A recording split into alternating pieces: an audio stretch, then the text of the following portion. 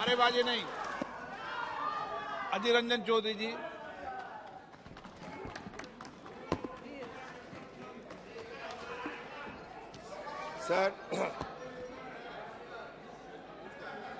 Sir, with all humility at my command, I rise to support the no confidence motion moved by our younger MP Sri Gaurav Gogoi under Rule 198.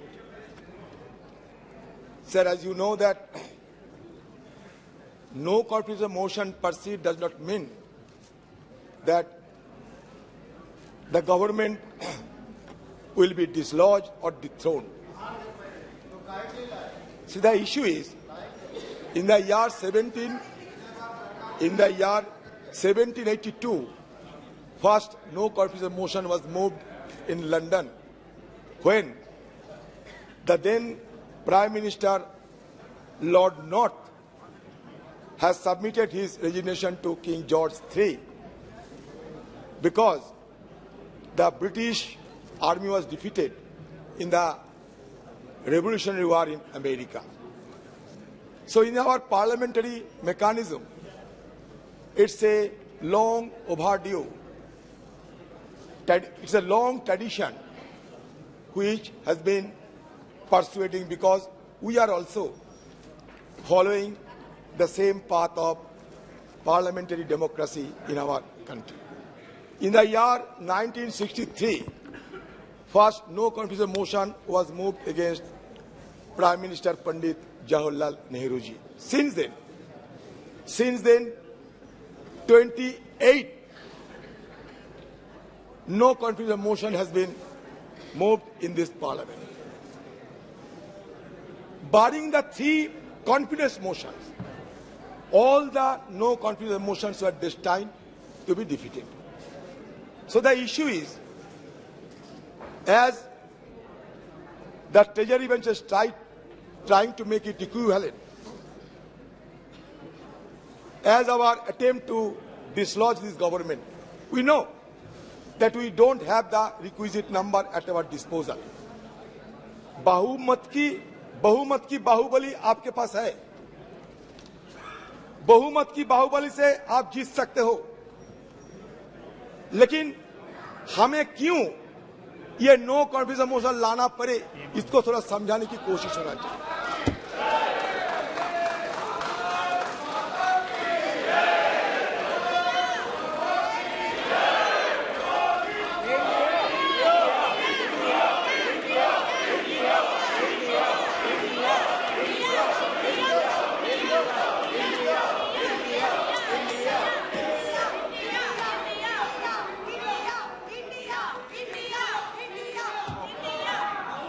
Sir देखिए, ये no confidence motion की ताकत कितने हैं कि हमारे प्रधानमंत्री को हम लोग खींच के सदन में लाकर बैठे। यही ताकत होते हैं संसदीय परंपरा की। हम ये नो कॉन्फिडेंस मोशन आने के लिए कोई सोचा भी नहीं था, लेकिन हम बार बार ये गुहार लगाते आए थे कि कम से कम हमारे देश की प्रधानमंत्री सदन में आए और मणिपुर की मुद्दे पे हम बोलने का पहले कुछ बोले। ये सिर्फ हमारा मांग थी और कुछ नहीं। हमारा मांग कोई बीजेपी नेता से नहीं, हमारी मांग थी हिंदुस्तान की प्रधानमंत्री से, जो लाजमी है क्योंकि हम भी ये सदन की मेंबर है। लेकिन पता नहीं प्रधानमंत्री जी क्यों इतना आड़े हुए थे कि सदन में ना आने की शपथ ले चुकी थी। तो इसी के चलते मजबूरन हमें भी ये संसदीय जो औजार इस्तेमाल करने की गुंजाइश है, ये संसदीय औजार को इस्तेमाल करते हुए हमें अविश्वास प्रस्ताव लाने पड़ी। ये अविश्वास प्रस्ताव लाने की पीछे सबसे बड़ा वजह है। सर, कल जब सदन में हम लोग चर्चा में भाग ले रहे थे तो सदन में एक गूंज उठी कि हमारे देश से भ्रष्टाचार, क्विट इंडिया, परिवारवाद, क्विट इंडिया वगैरह वगैरह, क्योंकि ये 9 अगस्त हमारे अगस्त क्रांति दिवस मनाया जाता सर।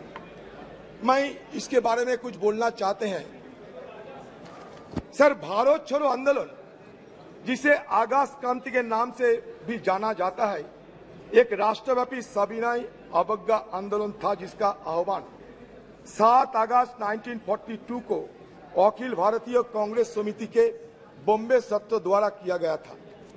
इसकी शुरुआत 8 अगस्त को मुंबई के ग्वालियर टैंक मैदान में दिए गए अपने भारत छोड़ो अभियान के भाषण में गांधी जी के करो या मरो के आह्वान के अनुसार 9 अगस्त को हुई थी।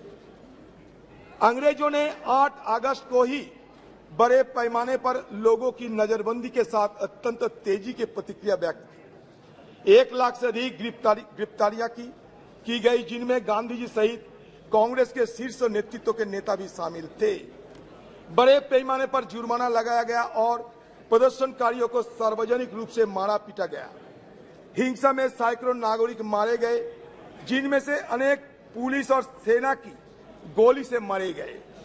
सर, मैं ये कहना चाहता हूं इसलिए कि इसके पहले भी मैसूर में एक भयानक नरसंहार हुआ था, जहां हिंदू महासभा और आरएसएस की बेहद करीबी मैसूर के राजा की सशस्त्र सेना ने तिरंगे को सलामी देने के लिए 22 कांग्रेस कार्यकर्ताओं को गोली मारकर हत्या कर दी थी। 1942 में कानपुर में हिंदू महासभा शासकों के साथ सहयोग करने की रणनीति को निम्नलिखित शब्दों में रेखांकित किया गया था। हिंदू महासभा को मानना है कि समस्त व्यवहारिक राजनीति का प्रमुख सिद्धांत अंग्रेजों के साथ उत्तरदायी सहयोग की नीति है।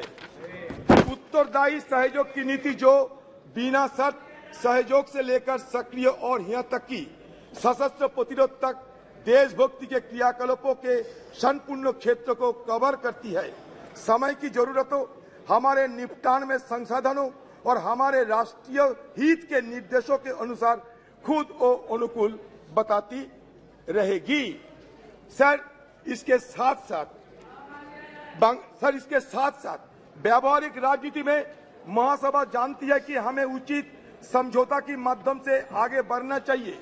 इस तथ्य का प्रमाण यह है कि हाल ही में सिंध में निमंत्रण पर सिंध हिंदू महासभा ने गठबंधन सरकार चलाने के लिए मुस्लिम लीग के साथ हाथ मिलाने की जिम्मेदारी ली थी। बंगाल के मामले तो जगजाहिर है, आक्रामक मुस्लिम लीग वाले, जिन्हें कांग्रेस भी अपनी पूरी विनम्रता के बावजूद शांत नहीं कर सकी, जैसे इसी फजलुल हक